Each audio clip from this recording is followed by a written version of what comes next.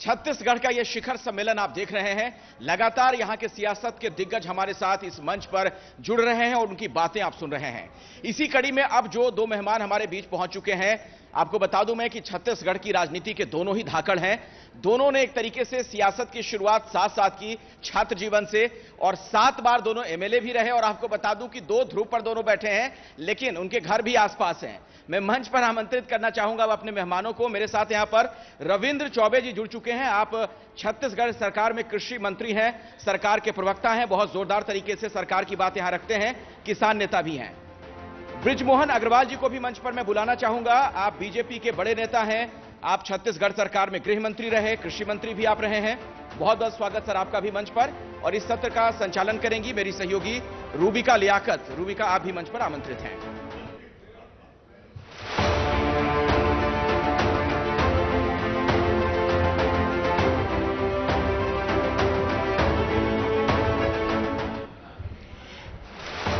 अगर मैं कहूं कि ये छत्तीसगढ़ के जय वीरू हैं तो आप मानेंगे। और ये अभी सीढ़ियां चढ़ते चढ़ते मुझे इस बात का एहसास हुआ। दोनों 7 बार विधायक रहे, दोनों ने सरकारों में अहम मुख्य भूमिका निभाई और दोनों ही पार्टी को मजबूत करने में, जिसे कहते हैं, पहले पायदान पर रहे। और दोनों अपने अपने कार्यकाल में कृषि मंत्री भी एक रहे और एक हैं। आप दोनों का बहुत बहुत स्वागत है। और मुझे पूरा यकीन है कि आपका जो एक्सपीरियंस है और आपकी छत्तीसगढ़ को लेकर जो परख है, वो जनता एक रिपोर्ट कार्ड के तौर पर देखेगी। और इसीलिए रविंद्र जी, सबसे पहला जो मेरा सवाल है वो आपसे है, इसलिए क्योंकि 3 कृषि बिल जो है वो वापस ले लिए गए हैं। आप एग्रीकल्चर मिनिस्टर हैं। ये वही सरकार थी कांग्रेस की जो मैनिफेस्टो में यही बातें किया करती थी जो इन 3 किसान कानूनों में थे। अब जब वापस ले लिए तो आप कह रहे किसानों की जीत है और सरकार की हार है, वजह? 2 अलग अलग बातें हैं। जो 3 किसान कानून केंद्र सरकार ने पार्लियामेंट में लागू किया था, पारित किया था, वो तीनों कानून में पहली बात ये थी कि स्टॉक लिमिट समाप्त करने की बात हुई थी। दूसरे कानून में कॉरपोरेट हाउसेस को कॉन्ट्रैक्ट फार्मिंग करने की इजाजत थी और तीसरे कानून में प्राइवेट मंडियों की बात थी। सौभाग्य से छत्तीसगढ़ में हमने तीनों कानून को प्रभावशील नहीं होने के लिए अपना अलग कानून विधानसभा में पारित कराया। महामहिम के पास हम सिग्नेचर के लिए भेजे थे। अब 1 साल महामहिम ने उसको अध्ययन करने के लिए लगा दिया, आज तारीख तक सिग्नेचर नहीं हुआ। बात अलहदा है। तीनों कानून में स्थिति यह है कि इस देश में स्टॉक लिमिट समाप्त करके आप क्या कॉरपोरेट हाउसेस को इस तरीके से इजाजत दे सकते हैं? दूसरा यह है कि कॉरपोरेट हाउसेस अगर कॉन्ट्रैक्ट फार्मिंग करेंगे, आज भी कॉन्ट्रैक्ट फार्मिंग होती है, सीड प्रोडक्शन के लिए बड़ी बड़ी कंपनियां करती हैं, लेकिन जिस तरीके से हरियाणा और राजस्थान में हम लोगों ने देखा है, आलू की खेती पे जिस तरीके से कॉन्ट्रैक्ट फार्मिंग हुई और किसानों को नुकसान हुआ था। और तीसरा, प्राइवेट मंडी के बारे में देश की सरकार, हमारे साथ आदरणीय नरेंद्र सिंह तोमर जी, हम दोनों मध्य प्रदेश की विधानसभा में थे, वो भी हमारे साथ विधानसभा के सदस्य थे, आज देश के कृषि मंत्री हैं। प्रधानमंत्री जी से लेकर सभी लोग कृषि बिल की तारीफ किया करते थे। लेकिन ऐसा क्या हुआ कि किसानों के आंदोलन के बाद आपको केवल बिल वापस लेना पड़ा? ये नहीं है, वापस लेना पड़ा प्रधानमंत्री जी को किसानों के सामने माफी मांगते हुए लेना पड़ा। नहीं, लेकिन उन्होंने किसानों के सामने माफी इस बात के लिए नहीं ली, उन्होंने माफी इस बात के लिए मांगी कि हम समझा नहीं पाए। माफी इस बात के लिए नहीं मांगी कि हम ये बिल लेकर आए। आपने उसे तोड़ने मरोड़ने की कोशिश की। रविंद्र जी, सवाल इस बात का नहीं है कि हम लोगों को समझा नहीं पाए। अगर देश की सरकार, आदरणीय प्रधानमंत्री जी इस बात को अगर कहते हैं कि हम लोगों को समझा नहीं पाए, इसका आशय यह है कि आप में कमजोरी थी। लेकिन मैं एक छोटी सी बात कहना चाहता हूं। कृषि के मामले में केंद्र की सरकार कंफ्यूज्ड है। कोरोना आया, 20 लाख करोड़ की आपने पैकेज की घोषणा की, हिंदुस्तान के किसानों के खाते में 20 नया पैसा नहीं गया। आप क्या करना चाहते थे? आप कह रहे कंफ्यूज हैं। बृजमोहन जी, माइक संभालिए और बताइए, एक तो अगर इतने आप कॉन्फिडेंट थे तो ये 3 बिल वापस क्यों लिए, और दूसरा ये कि आप कंफ्यूज हैं। देखिए, कंफ्यूज तो कांग्रेस पार्टी है। जब ये कृषि बिल लाने के लिए कमेटी बनी, उस कमेटी में सिब्बल साहब थे और उन्होंने इस बात को कहा था कि हम कृषि सुधार, जब 2019 का चुनाव हुआ, उस चुनाव में कांग्रेस पार्टी ने कहा था कृषि सुधार हम करेंगे। रविंद्र चौबे जी कृषि मंत्री हैं। आपको मालूम है छत्तीसगढ़ के मंडी एक्ट में कॉन्ट्रैक्ट खेती का ऑलरेडी नियम बना हुआ है, कानून बना हुआ है, और आपने जो कानून लाया उसमें उसको निरस्त नहीं किया है। और आज भी छत्तीसगढ़ में 50% से ज्यादा किसान अधिया में, रेघा में अपनी जमीनों को देते हैं, उसको कानूनी स्वरूप बना है और कोई कंफ्यूज नहीं है। देश में अगर कोई थोड़े से लोग भी दुखी हैं तो परिवार का जो मुखिया है उसका यह काम है कि सब लोगों को संतुष्ट करना, और सब लोगों को संतुष्ट करने के लिए कृषि कानून वापस लिए गए। आज भी इस देश के जो ये कृषि के किसानों से विशेषज्ञ, दुखी हुए आप लोग कि वहां उत्तर प्रदेश में सीटें कम हो जाएगी उससे दुखी हुए? हम जो कुछ लोग हैं जो देश में शांति नहीं चाहते, कुछ लोग ऐसे हैं जिनके पास राजनीतिक आधार खिसक गया है, ऐसे लोगों ने उस आंदोलन को समाप्त नहीं होने दिया। और जब देश में अशांति पैदा, लोग थे वो? देखिए, जो लोग हैं उसको पूरी दुनिया जानती है। नहीं, आप बताइए ना। क्योंकि सरकार ने कृषि कानून वापस ले लिया है और एक सामंजस्य का माहौल बना है, इसलिए मैं आरोप प्रत्यारोप की तरफ नहीं जाना चाहता, परंतु आज भी देश के कृषि विशेषज्ञ इस बात को कह रहे हैं कि यह देश का दुर्भाग्य है कि तीनों कृषि कानूनों को वापस लेने के कारण आने वाले समय पर जो सुधार की प्रक्रिया है वो चल पाएगी कि नहीं चल पाएगी।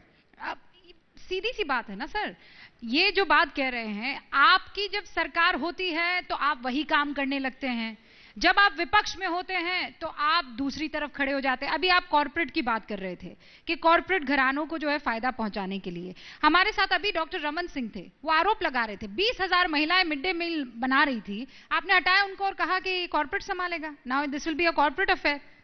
तो आप अभी कॉर्पोरेट्स को दे रहे हैं कि नहीं दे रहे हैं फेवर? डॉक्टर रमन सिंह जी के कार्यकाल में छत्तीसगढ़ में यही काम, मैं नाम नहीं लेना चाहता हूं, ये मंच नहीं है उसका, भारतीय जनता पार्टी की एक महिला नेत्री पूरे प्रदेश में चलाती थी। डॉक्टर रमन सिंह जी क्या कहेंगे?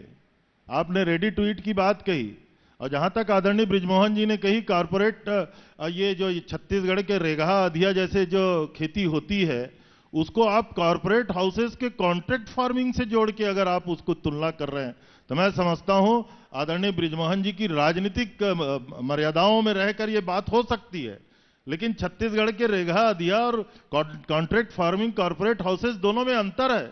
आप ईस्ट इंडिया कंपनी को वापस लाना चाहते थे, छत्तीसगढ़ में किसानों को गुलाम बनाना चाहते थे। आप कहां से कल्पना कर ले कि कॉर्पोरेट हाउस लेंगे? ये तो यहां के स्थानीय बड़े किसान भी उसको ले सकते हैं, उसको कर सकते हैं। कहां कानून में लिखा है कि कॉर्पोरेट हाउस आएंगे?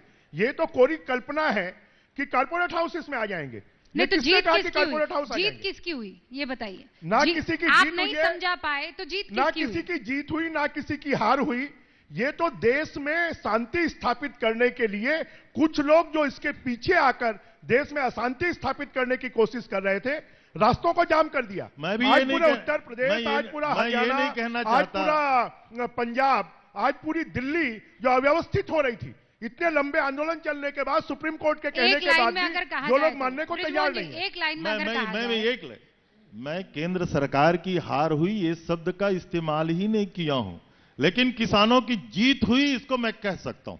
नहीं तो इस जीत से कांग्रेस को जीत मिलेगी?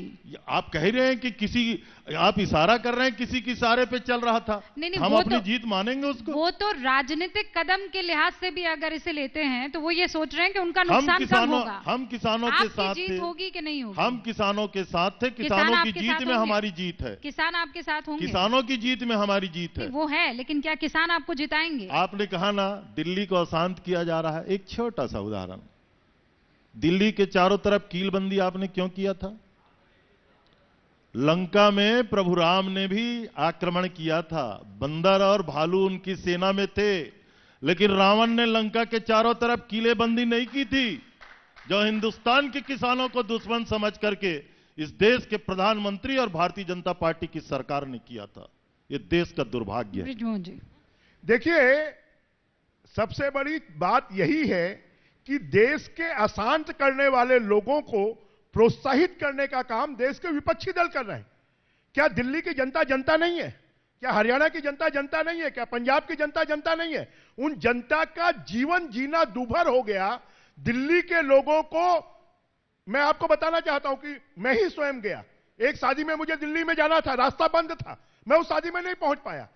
आखिर दिल्ली के लोगों के जीवन को अशांत करने के लिए, हरियाणा के लोगों के जीवन को अशांत करने के लिए क्या ये विपक्षी दल दोषी नहीं है? उन्होंने कभी कोशिश की कि ये रास्ते खुल जाए, आप किनारे बैठे?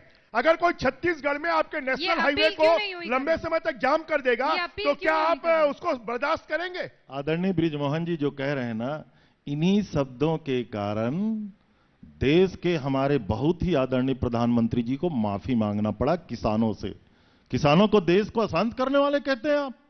किसानों के बारे में किस प्रकार से आप आरोप लगा रहे थे? और प्रधानमंत्री जी इसीलिए आए, देश की किसानों से उन्होंने माफी मांगा। ऐसा है, कांग्रेस पार्टी अपने आप को किसानों का अगुवा समझ चुकी है, जबकि किसान पूरी तरह नकार चुके हैं। पूरे देश में कांग्रेस साफ हो रही है। किसानों का शोषण करने वाले कोई लोग हैं तो अभी तक जो सत्ताधीश रहे लंबे समय तक, उन्होंने किसानों के बारे में कभी चिंता नहीं की, इसीलिए किसानों ने नकारा है। और आज भी किसानों के पक्ष में अगर निर्णय होता है तो वो अपने पक्ष में निर्णय लेते हैं, तो इनके पक्ष में निर्णय नहीं है। आप तो 3 में थे ना, 13 में थे। किसानों की जीत में आप काहे खुश हो रहे हैं? केवल 7 प्रदेशों में 29% वोट पा करके ये पूरे किसानों की और देश की रहनुमाई करने की बात कहते हैं। भारतीय जनता पार्टी भी हिंदुस्तान के आधी आबादी में नहीं है। और हम जो बात कह रहे हैं छत्तीसगढ़ के परिप्रेक्ष्य में, किसान हमारे साथ हैं, हम किसान के साथ हैं।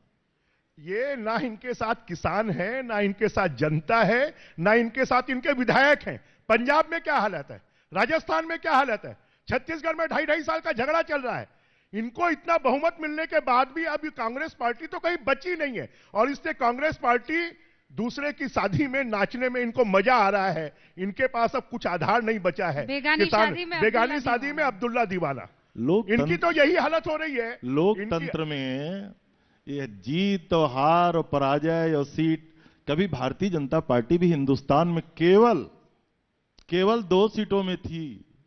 वक्त का तकाजा तो है। आप वहां तक जाना चाहते हैं क्या? निश्चित हम 2 में नहीं जाना चाहते, हम फिर से अपनी वापसी चाहते हैं। 400 से अधिक सीटें जीत चुके हैं हम इस देश के पार्लियामेंट में, 400 से अधिक। नहीं, पर वो तो भूतकाल हो गया ना। अब आने वाले समय में भी ये होने वाला है। देखिए, कांग्रेस पार्टी तो पीछे जाने का काम ही करती, आगे आने का काम नहीं करती। मैं आपको एक उदाहरण देना चाहता हूं। छत्तीसगढ़ में अभी नगर निगम के चुनाव हो रहे हैं, उसमें ईवीएम की बजाय अब ठप्पा लगाकर लोग वोट देंगे। तो कांग्रेस पार्टी तो अब भूतकाल की ही चिंता कर रही है और आने वाले समय पर वही इसी स्थिति में जाने वाली है। ये इन चुनावों से मुझे याद आया कि आजकल आप बड़ा नेतृत्व कर रहे हैं। जहां जहां जरूरत होती है एक बड़े चेहरे की, उस बड़े चेहरे में आप नजर आ रहे हैं। जुझारू चेहरों में आप एयरपोर्ट पर सबसे पहले पाए जाते हैं, जब सब जाकर और आओ भगत करनी होती है। तो ये चेहरा क्या आगे रहने वाला है? देखिए, आगे रहे या नहीं रहे, पर बृजमोहन आज से नहीं, पिछले 40 सालों से इस छत्तीसगढ़ में संघर्ष कर आगे बढ़ा है। कोई किसी की कृपा से आगे नहीं बढ़ा है, और इसलिए संघर्ष के माध्यम से जो मिल सकता है वो अच्छा है। तो वो जो मिल सकता है वो क्या है? वो दिल में क्या छुपा है? ऐसा है, दिल की बात हमेशा बाहर नहीं लाई जाती। इनके दिल की बात का एहसास केवल दिल की बात सुने दिल वाला। इनकी दिल की बातों का एहसास केवल आपको हो रहा है, ऐसा नहीं। छत्तीसगढ़ के भारतीय जनता पार्टी के हर कार्यकर्ताओं को है, लेकिन अब अवसर की प्रतीक्षा है। अच्छा, इनके दिल की बात आपको सुनाई दे रही है, और टीएस सिंहदेव साहब के दिल की बात वो कौन सुनेगा? वो हम लोग सुनेंगे। हमारे सिंहदेव साहब की भी बात यही लोग सुन रहे हैं। तो आप लोग नहीं सुन रहे हैं, अनदेखी कर रहे हैं? हमारे कांग्रेस के वरिष्ठ नेता हैं, इलेक्शन के पहले मैनिफेस्टो बनाने की जवाबदारी उनकी थी। आज उनके पास GST, health, medical education, panchayat, rural development, इतने महत्वपूर्ण विभाग हैं। सरगुजा में चुनाव का प्रभारी बनने से उन्होंने इनकार कर दिया कि जन घोषणा पत्र का मैं प्रभारी था, आज वो इंप्लीमेंट नहीं हो रहा, जनता के सामने मैं क्या जाके चेहरा दिखाऊंगा। अगर कोई पार्टी का नेता ये कह दे कि चुनाव का मैं इंचार्ज नहीं बनूंगा, इससे ज्यादा किसी पार्टी के लिए शर्म की बात और क्या हो सकती है? बताइए सर। माननीय सिंहदेव साहब ने केवल बैकुंठपुर के बारे में जो माननीय बृजमोहन जी कह रहे हैं, लेकिन जो इन्होंने इलेक्शन मैनिफेस्टो की बात कही, छत्तीसगढ़ में लगभग सभी घोषणाएं हमने पूरी कर दी। पूरे हिंदुस्तान में धान की कीमत 2500 रुपया हम ही दे रहे हैं ना।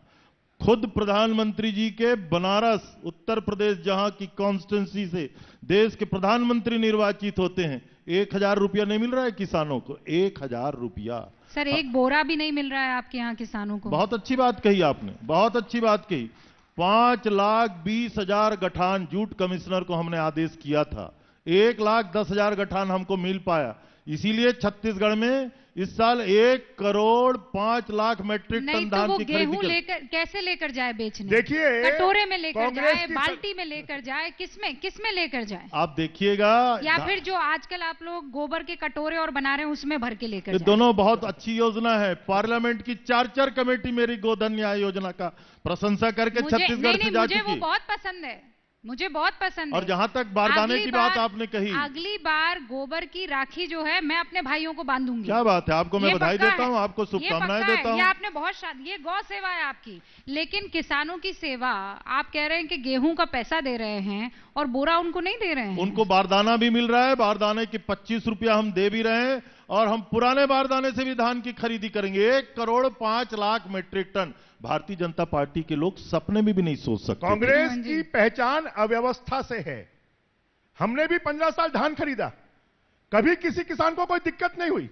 आज किसान जगह जगह आंदोलन कर रहे हैं, 17 महिलाएं जो हैं उनको कुचल दिया गया, और ये सरकार बोल रही है। और ये सरकार, तो मुझे लगता है कई बार मैं उस शब्द का उपयोग नहीं कर सकता कि अगर आप में क्षमता नहीं है तो आपने क्यों शादी की है। आप हर चीज के लिए प्रधानमंत्री को चिट्ठी लिख देते हैं। विधानसभा में जवाब दिया है कि बारदाने की व्यवस्था करने की जिम्मेदारी राज्य सरकार की है।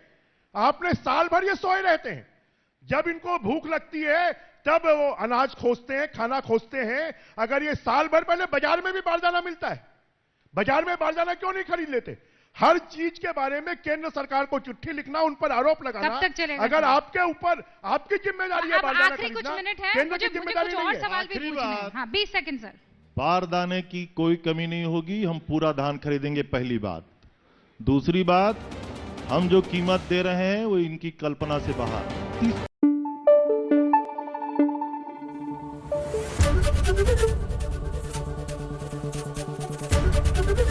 एबीपी न्यूज आपको रखे आगे।